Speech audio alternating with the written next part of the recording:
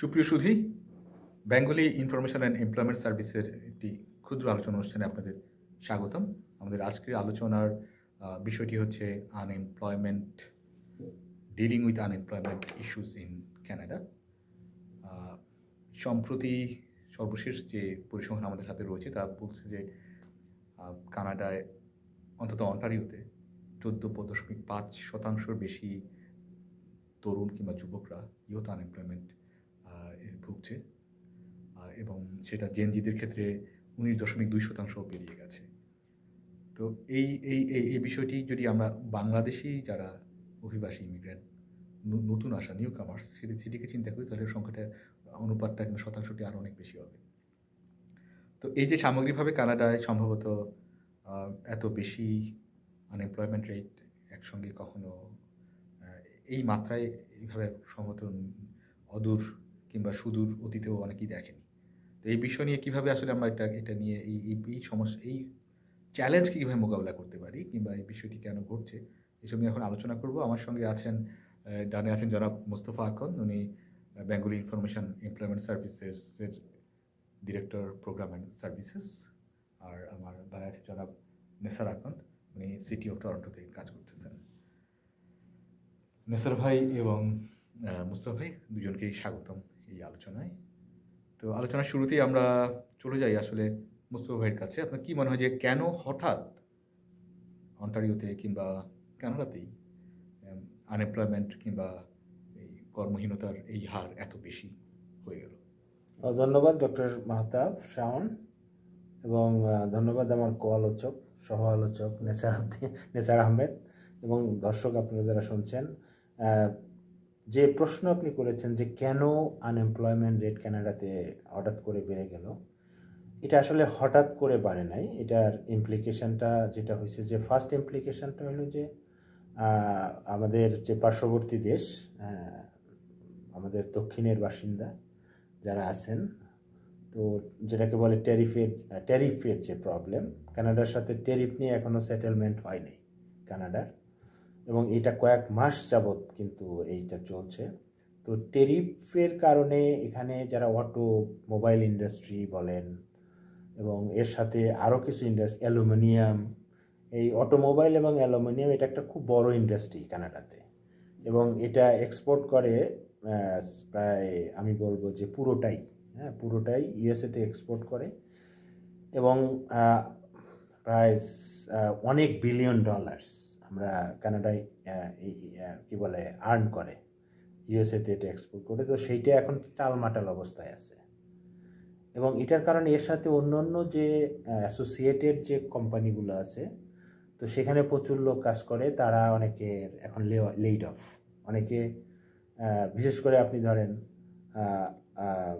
অ্যালুমিনিয়ামের যে ফয়েল যেগুলো, সেগুলো হয়তো ধরেন এখান থেকে বানায় এতে এক্সপোর্ট করে ইউএসএতে, তো তারপরে সেখানে তারা এটার মধ্যে প্যাকেট করে আবার কানাডাতে আবার পাঠায় ধরেন প্রোডাক্টটা, এরকম আর কি রিলেটেড। তো এনিওয়ে, এটার কারণে অনেকে লেইড অফ হয়ে গেছে, এবং এটার কারণে আরেকটা জিনিস এই ট্যারিফের কারণে, সেটা হচ্ছে যে ক্যানাডিয়ান পলিসি মেকাররা আসলে ডিসিশন নিতে পারতেছে না যে ব্যাংক রেটটা কমাবে কিনা। তো একটা স্ট্যাগন্যান্টের মধ্যে আছে, যার ফলে ইনভেস্টমেন্ট কম হচ্ছে। তো ইকোনমিতে যদি ইনভেস্টমেন্ট কম হয়, তাহলে এমপ্লয়মেন্টটা কিন্তু কমে যায়। তো এর ফলে এটার একটা ম্যাক্রো পলিসিগত একটা ইম্প্যাক্ট এটার উপরে পড়ছে, যার ফলে আনএমপ্লয়মেন্ট রেটটা ধীরে ধীরে বেড়ে যাচ্ছে। এবং আমাদের কমিউনিটিতে এটা আরও বেশি। আমাদের কমিউনিটিতে গত 2 বছরে আমার তো মনে হয় যে কয়েক গুণ মানুষ এখানে নিউ কামার হিসেবে আসছে, এবং আমরা প্রতিদিন তাদেরকে নিয়ে কাজ করি। আমার তো মনে হয় যে নিউ কামারদের ভিতরে আনএমপ্লয়মেন্টের রেট মোর অর লেস 50% অথবা মোর দ্যান দ্যাট। তো এটা আমাদের জন্য আরও বেশি মানে কষ্টকর। এবং এছাড়া আরও যে জিনিসগুলো আছে, সেটা হচ্ছে যে জব আছে, কিছু জব আছে কিন্তু স্কিল নেই, আবার লোক আছে স্কিল আছে জব নেই। সো একটা মিসম্যাচ তো আছে, এটা কানাডার সেই শুরুতে অনেক দিন থেকেই এটা যে মিসম্যাচিংয়ের একটা যে ব্যাপার। ধন্যবাদ মোস্তফা ভাই, আমরা আবার ফিরে আসবো আপনার কাছে। এইটা একটা প্রবলেম। আমি যেটা নেসার ভাইয়ের কাছে, নেসার ভাই কি মনে হচ্ছে, কেন আপনি তো অনেকদিন কানাডায় থাকছেন, কেন মনে হচ্ছে হঠাৎ করে এত বেশি আনএমপ্লয়মেন্ট রেট তৈরি হচ্ছে?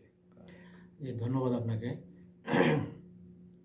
আসলে কানাডাতে ওই 2008-এও কিন্তু আনএমপ্লয়মেন্ট রেট অনেক বেশি ছিল, যখন আপনার রিসেশন হচ্ছিল, গ্লোবালি রিসেশন চলছিল। গ্লোবাল রিসেশন ছিল। তারপরে আপনার ওই কোভিডের সময়ও কিন্তু আনএমপ্লয়মেন্ট রেটটা একটু বেড়েছিল, কিন্তু এখনকার মতো এতটা ছিল না, অথবা থাকলেও আনএমপ্লয়মেন্ট রেটটা বেশি ছিল, এরকমই ছিল কাছাকাছি। কিন্তু এখন পপুলেশন বেড়ে যাওয়ায় এখন মোর পিপুল আর আনএমপ্লয়েড, পার্সেন্টেজ হিসেবে হয়তো কম, কিন্তু মোর পিপুল আর আনএমপ্লয়েড। এটার কারণ হচ্ছে মোস্তফা যেটা বললো, টেরিফ একটা বিষয়।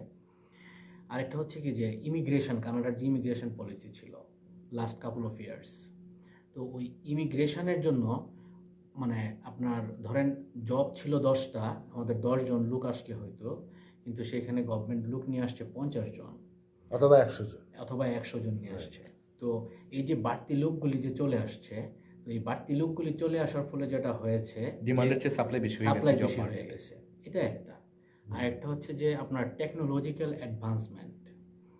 আগে আমাদের মতো আমাদের কমিউনিটিতে বা নিউ ইমিগ্রেন্ট নির্ভর যে কমিউনিটি গুলি আছে, তাদের এমপ্লয়মেন্টের একটা বড় জায়গা ছিল আপনার গ্রোসারি টোসারি সমস্ত জায়গা, ক্যাশিয়ার জব ছিল, একটা ভেরি কমন, মানে এটা খুব ইজি ছিল ঢুকে যাওয়া ক্যাশিয়ার। কিন্তু এখন আপনার ম্যাক্সিমাম গ্রোসারিতে বা যে কোনো রিটেইলে আপনি যান, এখানে কিন্তু আপনার মানে সেলফ চেক আউট। তো আগে ধরেন আপনি এখানে মেট্রোতে গেলে, মেট্রোতে আপনার 14টা কাউন্টার ছিল, ক্যাশ কাউন্টার। তো এখন আপনার 8টা মেশিন বসানো আছে, এখানে একজন মানুষ কাজ করছে। তার মানে আপনার মানে 16টা কাউন্টার বন্ধ হয়ে মাত্র 2 জন কাজ করছে। সো টেকনোলজিক্যাল অ্যাডভান্সমেন্টের কারণে কিছু কিছু সেক্টরের জব ইলিমিনেট হয়ে গেছে। আরেকটা বড় জব ছিল আমাদের কমিউনিটির, স্পেশালি স্টুডেন্টদের জন্য, টেলিফোনে গিয়ে যেটা কি বলে, এটাকে কল সেন্টার ছিল। এই কল সেন্টারগুলি কিন্তু কানাডা থেকে এখন চলে গেছে, এগুলি অন্যান্য দেশে চলে গেছে। সো এই সেক্টরেও আপনার জব কমে গেছে। তো এরকম মোস্তফা যেগুলি বললো টেরিফের কারণে কতগুলি আছে, মার্কেটে সাপ্লাই বেশি হয়ে গেছে লেবারের। আর একটা হচ্ছে যে আপনার যে জবগুলির জন্য আমরা কোয়ালিফাইড মানুষ যেগুলিতে ছিল, যেমন আপনার ম্যানুফ্যাকচারিং ফ্যাক্টরিতে প্রচুর লোক কাজ করত। এখন ম্যানুফ্যাকচারিং ফ্যাক্টরিগুলি আপনার আস্তে আস্তে কিন্তু কানাডা থেকে এগুলি আমেরিকা চলে গেছে বা মেক্সিকোতে চলে গেছে অথবা চায়নাতে চলে গেছে। তো এখন ম্যানুফ্যাকচারিং জবগুলিও কিন্তু এখানে কমে গেছে। তো এখন আসলে ওই জবের যে ক্রাইটেরিয়া যেগুলিতে আমরা আমাদের যে স্কিলগুলি ছিল, ওই স্কিলের জবগুলি এখন আর নাই, কিছু সেক্টর বন্ধই হয়ে গেছে, কিছু সেক্টর বন্ধই হয়ে গেছে। সো যে কারণে এই মোস্তফা যেটা বলছিল যে মিসিং লিঙ্ক, মানে আমার পিপুল আছে বাট এই পিপুলের যে স্কিলটা, ওই স্কিলের জব নাই। আর যে জবগুলি আছে ওই জবগুলির স্কিল নাই। হ্যাঁ, যে ধন্যবাদ স্যার ভাই, দারুণ কিছু বিষয় যোগ করে দেওয়ার জন্য। আমি এখন আসলে আলোচনাকে সামনে এগিয়ে নেওয়ার জন্য 2টি ভাগে ভাগ করব। আলোচকদের একটু চিন্তা সুবিধার্থে বলছি তাহলে আমরা এখন ভাবতে পারি এই অবস্থায় যারা জব প্রত্যাশী অথবা চাকরি প্রত্যাশী, জব সার্চার, তাদের করণীয় কী হতে পারে, এবং পরের পর্যায়ে আমরা আলোচনা করবো আসলে সরকার কিংবা যারা পদ্ধতি অথবা প্রাইভেট সেক্টর, যারা নীতি নির্ধারক, তাদের আসলে কী করণীয় হতে পারে আপনাদের দৃষ্টিভঙ্গিতে। মোস্তফা ভাই, প্রথমেই আপনি যদি বলেন যে কেন যারা এখন জব সিকার তাদের কী করা উচিত। এখন যেটা করা উচিত, যে এখন আপনি আরেকটা জিনিস এখানে একটু বলতে ভুলে গেছি, যেটা নেসারও মিস করেছে, যে দেখেন সেক্টর কিভাবে চেঞ্জ হয়ে গেছে। এখন অনেকে আছে যে উবার করে, ঠিক আছে, উবার, আপনার প্যাসেঞ্জার, উবার ইটস, হ্যাঁ, ডেলিভারি। তো অনেকে দেখবেন যে আগে যে লোকটা করতো হয়তো ধরেন ফ্যাক্টরিতে লেবারের কাজ, এখন সে একটা গাড়ি কিনে এখন উবার ডেলিভারিতে আসে অথবা উবার রাইড করে। হ্যাঁ, এখন এই জিনিসগুলো কিন্তু অনেক সময় স্ট্যাটিস্টিক্স ক্যানাডার কাছে কিন্তু যায় না। হ্যাঁ, এটা কিন্তু অনেকটা ইনফর্মালি এখনও রয়ে গেছে এই সেক্টরটা। এখান থেকে সে হয়তো একদম পারফেক্টলি অনেক বেশি ইনকাম করতেছে না, কিন্তু সে কিছু ইনকাম করতেছে। তো এইটা কিন্তু আপনার এর মধ্যে কিন্তু কাউন্টও হচ্ছে না, স্ট্যাটিস্টিক্স ক্যানাডার মানে কাউন্টিংয়ের মধ্যে কিন্তু আসতেছে না। তো যার ফলে দেখা যাচ্ছে যে আসলে আপনার এই আনএমপ্লয়মেন্ট রেটটা একটু হাই, বেশি দেখাচ্ছে। আবার অনেকে আছে যে ঘরে বসে কিছু কাজ করতেছে, হয়তো ধরেন বাংলাদেশে কাজ করতেছে বা অন্য দেশে কাজ করতেছে। তো সেটাও কিন্তু এমপ্লয়মেন্টের মধ্যে কিন্তু পড়তেছে না। তো এটাও আর একটা বিশেষ কারণ হইতে পারে। তো এখন আপনার যে প্রশ্ন যেটা, সেটাতে আমি যদি আসি, সেটা হলো যে মোস্তফা ভাইকে আমি একটু ইন্টারাপ্ট করি। আপনি এই কথাটা যেরকম ঠিক একইভাবে অনেকেই একই পার্সন কিন্তু আপনার 3টা পার্ট টাইম জব করতেছে। সো ও যে তাকে কি 3বার দেখানো হচ্ছে পরিসংখ্যানে? না, হ্যাঁ, পরিসংখ্যানে 3বার দেখানো হচ্ছে। মানুষ একজন, কিন্তু তার জব হচ্ছে 3টা।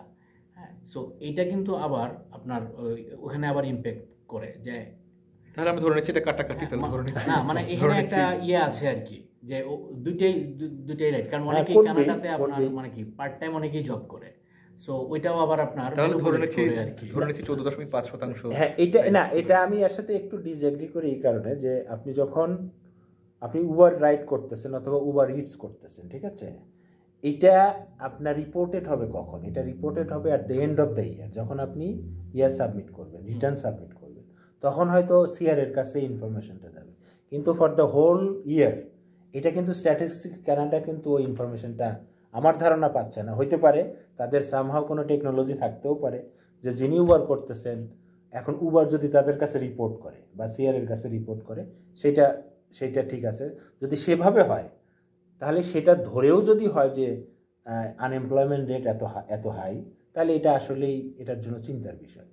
তো যাই হোক, এটা আমরা যদি ধরে নেই যে সত্যি 14.5%, এবং ধরে নিচ্ছি এটা চিন্তার বিষয়, সেক্ষেত্রে জব সিকাররা কি করা উচিত এখন? হ্যাঁ, এখন যেটা করা উচিত সেটা হচ্ছে যে কানাডাতে আপনারা জানেন যে এই জবের ব্যাপারে কিন্তু গভর্নমেন্টের একটা বড় ভূমিকা থাকে। তো সেই ভূমিকাটা কি? এখন housing market very very low, বুঝতে পারছেন? এবং নিউ কনস্ট্রাকশন যতগুলো শুরু হয়েছিল সবগুলো কনস্ট্রাকশন মোটামুটি স্ট্যাগন্যান্ট হয়ে আছে, এবং এই সেক্টরে প্রচুর লোক কাজ করতো। হ্যাঁ, এই লোকগুলাও অনেকটা বেকার, এবং এর সাথে একটা বাড়ি যখন তৈরি হয়, এর সাথে কিন্তু অনেক লোক জড়িত থাকে। তো এখন সরকার যদি কোনো রকমের প্রণোদনা দেয়, অর্থাৎ যদি ধরেন আপনার ইন্টারেস্ট রেটটা যদি কমায় দেয়, তাহলে মানুষজন বাড়ি কেনার দিকে ঝুঁকবে, তাহলে হাউজিংয়ের প্রাইসটা একটু উপরে উঠতে পারলে তখন কিন্তু এই যে হাউজিং কনস্ট্রাকশনের দিকে ঝুঁকবে, এবং ঝুঁকলে ওইখানে অনেক মানুষের এমপ্লয়মেন্টটা পাবে, যার ফলে আনএমপ্লয়মেন্টটা কিছুটা কমতে পারে। এটা হলো পলিসি লেভেলের কথা বললাম। আর তারপরে ধরেন সরকার যদি অনেক বিনিয়োগ করে, ফর এক্সাম্পল ব্রিজ হচ্ছে, কালভার্ট হচ্ছে, এই হচ্ছে সেই হচ্ছে, তাহলে সেখানে লোকজন কাজ করবে। আমাদের বাংলাদেশে ছিল না একটা সময় কাজের বিনিময়ে খাদ্য কর্মসূচি, বিশেষ করে শীতের মৌসুমে যখন মানুষ খাবার পেত না, তখন দেখতেন যে গ্রামে গঞ্জে কিন্তু অনেক রাস্তাঘাট হইতো। এটার উদ্দেশ্যটাই ছিল যে লোকজন ওইখানে কাজ করবে, কিছু টাকা পাবে, তারা বেঁচে থাকতে পারবে। কানাডাও কিন্তু এটা করে। হ্যাঁ, আচ্ছা, আমরা তাহলে তো সরকার কি করতে পারে সেটা নিয়ে আমরা কথা বলবো। আচ্ছা, এখন আমি পার্সোনালি যদি যাই খুব তাড়াতাড়ি, ব্যক্তিগতভাবে যেটা হইতে পারে সেটা হচ্ছে যে এখন আপনাকে খুঁজে বের করতে হবে যে কোন জায়গায় মানে আপনার কি বলে লেবার মার্কেটটা কেমন, কোন জায়গায় হায়ারিংটা বেশি হচ্ছে, সেইটা আগে খুঁজে বের করা, এবং সেইটা বের করে আপনার সেই ধরনের স্কিল আছে কিনা, যদি না থাকে তাহলে কুইক ট্রেনিংয়ের মাধ্যমে সেই স্কিলগুলো অর্জন করে ফেলা। ফর এক্সাম্পল, এখন ধরেন কেউ যদি চিন্তা করে যে আপনার ওই যে কি বলে আপনার সিকিউরিটির জবের অবস্থা এখন খুবই খারাপ, এখন কেউ যদি ওই সিকিউরিটি জবের পিছনে ঘোরে, তাহলে সে তো জব পাবে না। তাকে কি করতে হবে? যে জবটা অ্যাভেলেবেল, ফর এক্সাম্পল আপনি হেলথ সেক্টরে কিছু জব আছে, সেই জবগুলোতে সামান্য একটু ট্রেনিং আছে, 1-2 দিনের ট্রেনিং নিয়ে কুইকলি ওই জবগুলোতে অ্যাপ্লাই করলে কিছু জব পাওয়া যায়। তো এইভাবে খুব কুইক ভালো করে সার্চ করা, মানে কি বলে লেবার মার্কেটটা সার্চ করে সেই অনুযায়ী নিজেকে কুইকলি প্রিপেয়ার করে সেদিকে জবের জন্য ট্রাই করা। এটা করলে, এবং এটার জন্য সে কোথায় যেতে পারে, বিভিন্ন ধরনের কমিউনিটি বেসড অথবা এমপ্লয়মেন্ট সেন্টারগুলো আছে, সেখানে গিয়ে তারা এই গাইডেন্সটা পেতে পারে, যেমন Bengali information and employment service তার মধ্যে একটা। ধন্যবাদ মোস্তফা ভাই। আপনি কি তাহলে এটাও বলে দিবেন দর্শকদের যে কোন কোন সেক্টরে এই মুহূর্তে কানাডায় অপেক্ষাকৃতভাবে জব পাওয়া ভালো? হ্যাঁ, এটা ধরেন আমি যদি বলি যে চাইল্ড কেয়ার সেক্টরে চাইল্ড কেয়ার অ্যাসিস্ট্যান্ট, এখানে এখনও প্রচুর জব আছে। তারপরে আপনার এই যে উবার ড্রাইভিংও কিন্তু এখনও ভালো আছে, এবং সাথে যে বিভিন্ন ধরনের যে ডেলিভারির কাজটা সেটাও করা যেতে পারে। কিন্তু এগুলো তো দ্বিতীয়ত যে দুটো বললেন সেলফ এমপ্লয়মেন্টের মধ্যে পড়ে, মানে যদি সেক্টর ওয়াইজ কেউ যদি চাকরি করতে চায় তাহলে না, এখন মূল কথা তো আপনি টাকাটা ইনকাম করলেই তো না, কিন্তু আপনি কি হেলথ সেক্টর কিংবা চাইল্ড কেয়ার এই দুটাকে বলতে চাচ্ছেন? আমি যদি হ্যাঁ নিসার ভাই কি বলেন আমাদেরকে। তো এখানে যেটা হচ্ছে যে আমাদেরকে মানে আনএমপ্লয়মেন্ট রেটের আরেকটা বড় কারণ হচ্ছে কি যে আপনার স্ট্যাগনেন্ট পপুলেশন, মানে সবার ফোকাস হচ্ছে মানে বিগার সিটিগুলিতে। তো স্মলার যে সিটিগুলি আছে এগুলিতে কিন্তু জব আছে এখনও। সো আমরা যদি মানে যারা জব খুঁজছে টরন্টোতে হয়তো বা জব পাচ্ছে না, বাট তাদের একটা স্কিল সেট আছে, তো তারা ওই স্কিল সেটটাকে নিয়ে তারা যদি রিলোকেট করে, হ্যাঁ, যেমন সাসকাচুয়ানে এখন একটা কিন্তু জব একটা ইয়ে আছে যে আপনি এখান থেকে অ্যাপ্লিকেশন করে আপনি ওখানে জব পাইতে পারেন, হ্যাঁ, কিন্তু আপনাকে রিলোকেট করতে হবে ওই জায়গায় সাসকাচুয়ান ম্যানিটোবা।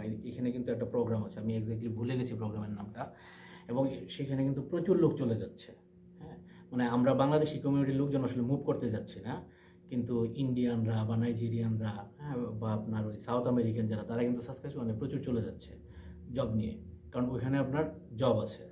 নর্দার্ন অন্টারিও প্রচুর কনস্ট্রাকশনের কাজ হচ্ছে। তারপরে আপনার এগ্রিকালচার সেক্টরে জব আছে, তারপরে আপনার ধরেন হেলথ সেক্টরে, মানে আপনার সার্ভিস সেক্টর যেটা আপনার ডাইরেক্ট সার্ভিস দেওয়ার যে জবগুলি আছে, কারণ পিএসডাব্লিউ এর জব আছে। তারপরে আপনার ওই যে মোস্তফা ভাই বললো চাইল্ড কেয়ার। এরপরে সবচেয়ে বেশি যেটা ডিমান্ড কানাডাতে এটা হচ্ছে যে আপনার ট্রেড জব যেগুলি হ্যান্ডস অন, সেটা হোক আপনার একটা তালা চাবি ঠিক করা, মানে এটা তো প্র্যাকটিক্যালি এটা দরকার, বা একটা ডোর ঠিক করা, মানে হ্যান্ড ট্রাক ড্রাইভারের জব, ট্রাক ড্রাইভার, মানে এই ধরনের কতগুলি জব, প্লাম্বার, হ্যাঁ, ইলেকট্রিশিয়ান, মানে ইলেকট্রিশিয়ান অ্যাসিস্ট্যান্ট, এইচভ্যাকের জবগুলো, এইচভ্যাক, ওই যে তারপরে আপনার পেস্ট কন্ট্রোল, ফুড বেকার। সো মানে আমরা ওই ট্র্যাডিশনাল জবের বাইরে আমাদেরকে খুঁজতে হবে এখন যারা আনএমপ্লয়েড, যে কোন সেক্টরে জব আছে এবং কোথায় জবটা আছে। সেই হিসেবে তারা যদি ট্রেনিং নেয়, প্রয়োজনে স্কুলে যেতে হবে, তারপরে তারা যদি রিলোকেট করে, হ্যাঁ, তাহলে তারা কিন্তু জব পাবে। এবং মার্কেটে আসলে মানে আপনি ইন্ডিডে যদি যান, আপনি দেখবেন প্রতিদিন প্রচুর আপনার জব পোস্টিং হচ্ছে, কিন্তু বিষয়টা হচ্ছে কি যে জবের সাথে ম্যাচ হচ্ছে না। এখন এই যে মোস্তফা ভাই বলুক, এখন সিকিউরিটি জবে আপনি দেখতেছেন এখন এই জবে সবাই যাচ্ছে, এবং এটার জন্য মানে আমরা যদি শুধুমাত্র সার্ভাইভাল জব বলি, হ্যাঁ, তাহলে হচ্ছে একটা, আরেকটা হচ্ছে যে আপনার প্রফেশনাল জব যেগুলি। সো প্রফেশনাল জবের ক্ষেত্রেও আপনার আরেক ধরনের জব সার্চিং করতে হবে, আপনাকে নেটওয়ার্কিং তৈরি করতে হবে, নেটওয়ার্ক করে অন্য কোথাও কীভাবে মুভ করা যায়, কানেক্টিভিটি বাড়াতে হবে। এই কাজগুলি যদি করে তাহলে তারা জব মার্কেটে আবার ফেরত যেতে পারবে। Although we have many barriers, মানে গভর্নমেন্ট লেভেলের। ধন্যবাদ নেসার ভাই, আপনি খুব গুরুত্বপূর্ণ কিছু সুনির্দিষ্ট তথ্য দর্শকদের সাথে ভাগ করে নিলেন। আমি এখন মোস্তফা ভাইকে জানতে চাইব, সরকারি পর্যায়ে অথবা নীতি নির্ধারকদের পর্যায়ে অথবা প্রাইভেট সেক্টরও হতে পারে, অথবা যারা জব ক্রিয়েট করেন, জব ক্রিয়েটিং সেক্টরস অথবা পলিসি লেভেল, তাদের কি করণীয় থাকতে পারে এই সময় এই বর্তমান পরিস্থিতিতে জব ক্রিয়েশনের জন্য? মোস্তফা ভাইয়ের কি মনে হয়? না, এখন সরকার তো এই সমস্ত বিষয়ে অনেকটা অ্যাওয়ারই, তাদের কাছে একদম হ্যান্ডস অন ইনফরমেশন আছে যে সবচেয়ে বেশি হইল যে ইউথদের মধ্যে জেনজির কথা যেটা আপনি বললেন, তারা আনএমপ্লয়েড, এবং এই আনএমপ্লয়মেন্ট থাকার কারণে যেটা হচ্ছে প্রতিদিনই তো শোনেন, টরন্টোতে অমুক জায়গায় গোলাগুলি হয়েছে, অমুক জায়গায় 2 জন মারা গেছে, অমুক জায়গায় 3 জন মারা গেছে। এর মধ্যে আমি একটা তথ্য যোগ করি, জেনজিদের ক্ষেত্রে আমি কোথায় যেন পড়লাম, তারা আবার পছন্দ আছে, পছন্দের জবটুকু না পাইলে তারা করবে না, এই কারণেও এই শতাংশটা একটু বেশি, 20% মতো। হ্যাঁ, এবং তারা ওই যে ইনফর্মাল জবও করে, হ্যাঁ, তো এটার কারণে হয়তো রিপোর্টও হয় না, এটা যার ফলে ইয়ে হয়।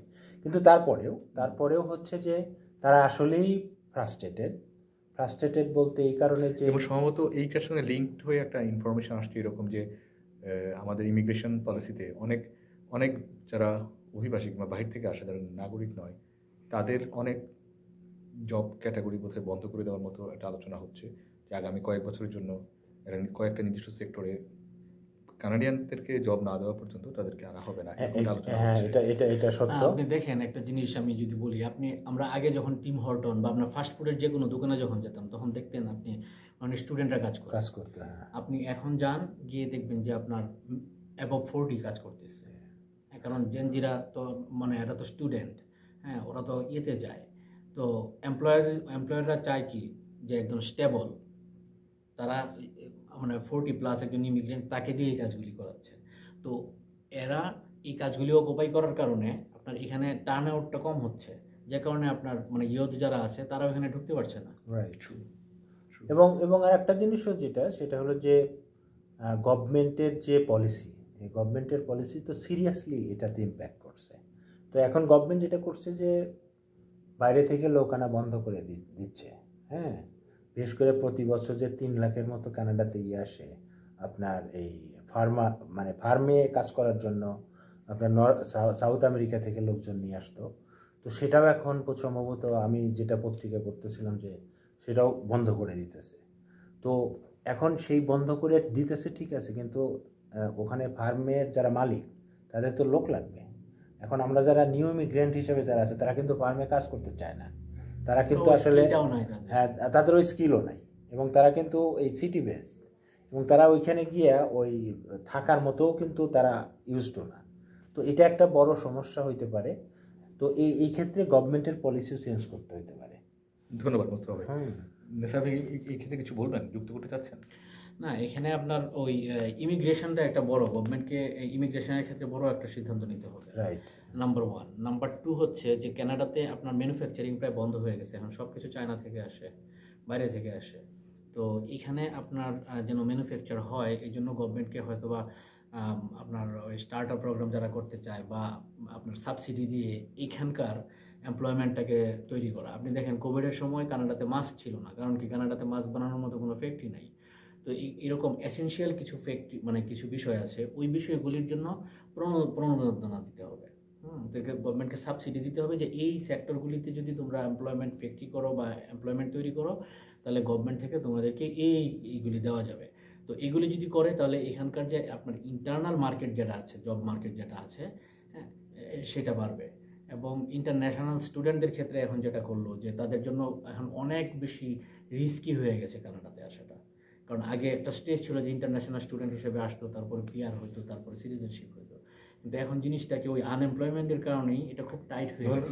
ধন্যবাদ নেসা ভাই। কিন্তু আপনি যেই প্রস্তাবটা তুললেন, এটা নিয়ে আমি জানি এই প্রস্তাব নিয়ে অনেক তর্ক বিতর্কের জায়গাও রয়েছে। কারণ একটা সময় তো ছিল যে অনেক কিছু কানাডাতেই তৈরি হতো, ম্যানুফ্যাকচারিং ইন্ডাস্ট্রিগুলো ছিল, আমেরিকা ছিল, ইউরোপেও ছিল। কিন্তু একটা সময়ে তারা নিজেরা প্রোডাকশন বন্ধ করে দিয়ে অন্য কোথাও ম্যানুফ্যাকচার করার জন্য নিয়ে গেল, তারা আমদানি করা শুরু করলো। এর সঙ্গে কিছু এনভায়রনমেন্টাল পলিউশন অবলিগেশন এবং অন্যান্য অনেক কিছু ব্যাপারও জড়িত ছিল। কারণ একটা প্রফিট এবং ইকোনমিক সাস্টেনেবিলিটি, এফিসিয়েন্সি, এগুলো একটা ব্যাপার ছিল।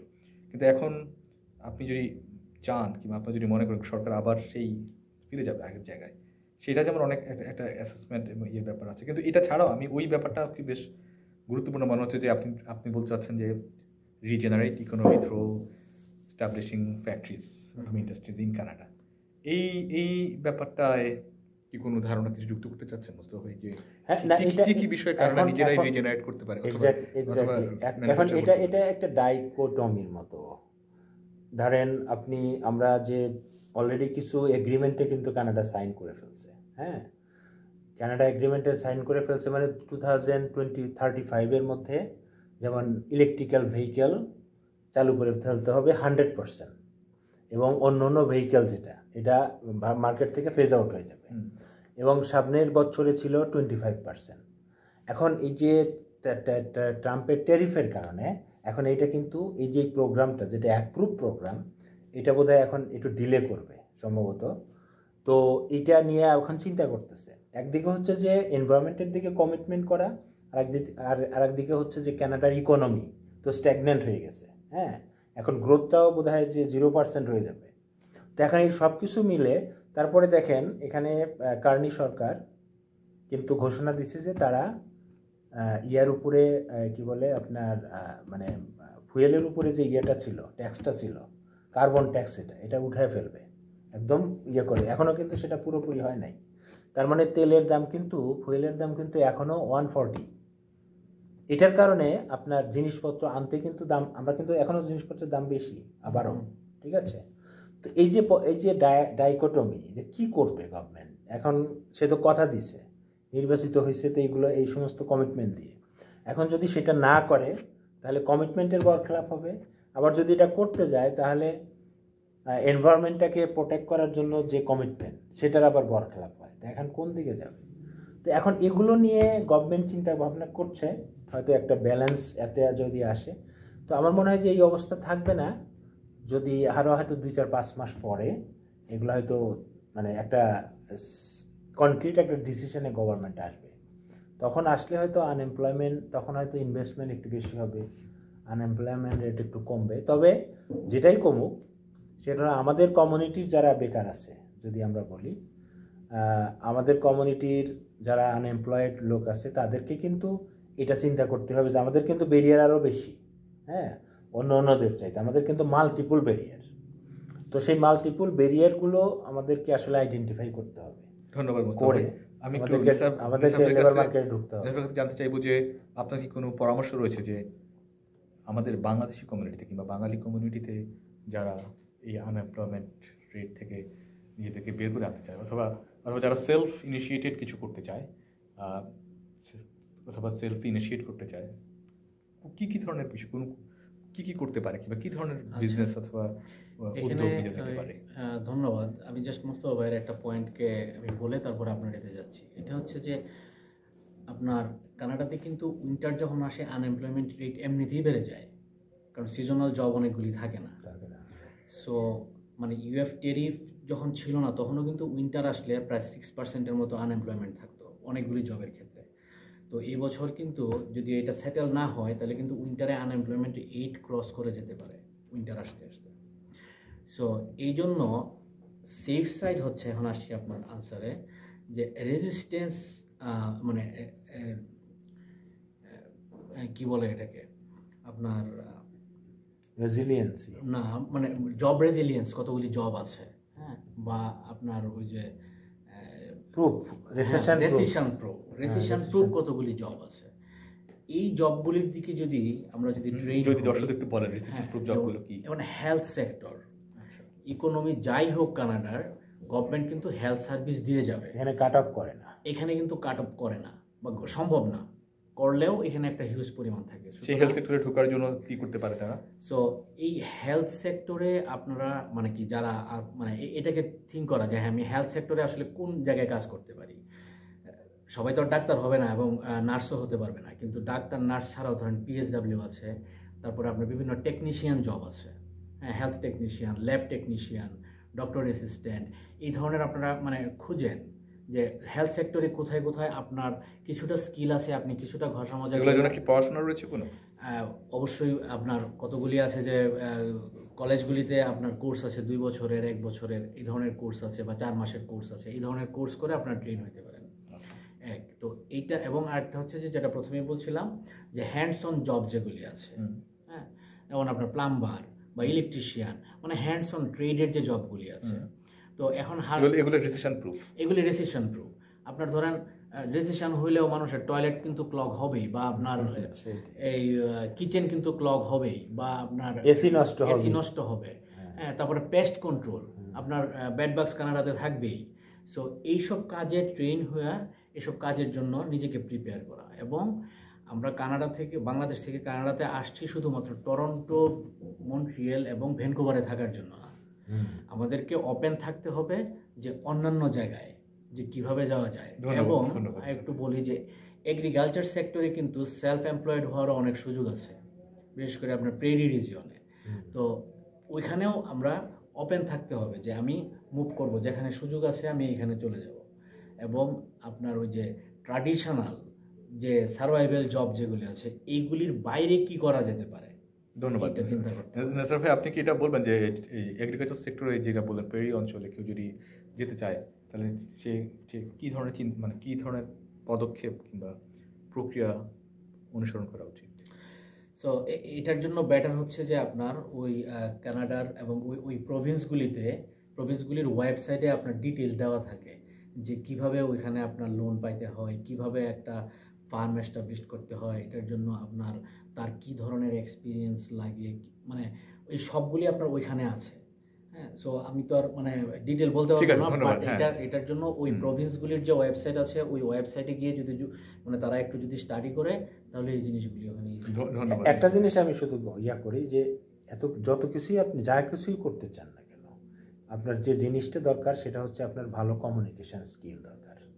অর্থাৎ এখানে ল্যাঙ্গুয়েজ ইংলিশ অথবা ফ্রেঞ্চ, যে কোনো দুটো ল্যাঙ্গুয়েজে আপনাকে মোটামুটি বেসিকটা কিন্তু আপনাকে জানতে হবে, তাহলে আপনি এগুলো এক্সপ্লোরও করতে পারবেন, আপনি সেগুলো বের করতে পারবেন।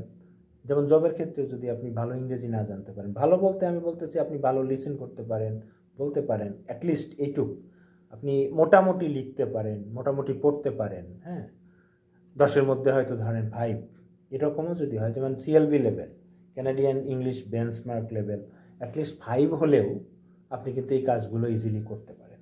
তো কাজে এই স্কিলটা কিন্তু দরকার, কমিউনিকেশন স্কিলটা। আপনি কিছুটা লিখতেও পারেন, 2টা সেন্টেন্স লিখতে পারেন, একটা ইমেল করতে পারেন, হ্যাঁ।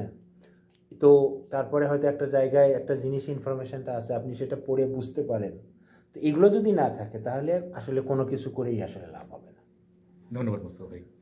সুপ্রিয় দর্শক, আমার মনে হয় আপনারা বেশ দুজন আলোচকের কাছ থেকে যথেষ্ট সূক্ষ্ম এবং অনেক ইন ডিটেইলড বিষয়ে শুনতে পেরেছেন, খুঁটিনাটি শুনতে পেরেছেন আমাদের কানাডার বর্তমান জব কিংবা কাজ সংকট এবং সেই কাজ সংকট থেকে উত্তরণ কীভাবে করা যেতে পারে সেই সব বিষয়ে। তো সত্যিকার অর্থে আমি শুধু এই বলে শেষ করবো যে আমাদের অবশ্যই সবচেয়ে ভালো বিষয়টি পাবো কিংবা হবে এরকম একটা প্রত্যাশা রাখা উচিত, কিন্তু প্রস্তুতি থাকা উচিত এইরকম যে সবচেয়ে খারাপ বিষয়টি ঘটবে। আর সেটা করতে পারলেই মনে হয় বর্তমান পরিস্থিতি থেকে, ব্যক্তিগত পর্যায় থেকে সবাই চমৎকারভাবে উত্তরণের একটা পথ খুঁজে পাবে। সবাইকে অনেক ধন্যবাদ। Bengali information and employment services পক্ষ থেকে বিশেষ শুভেচ্ছা। সবাই ভালো থাকবেন। ধন্যবাদ।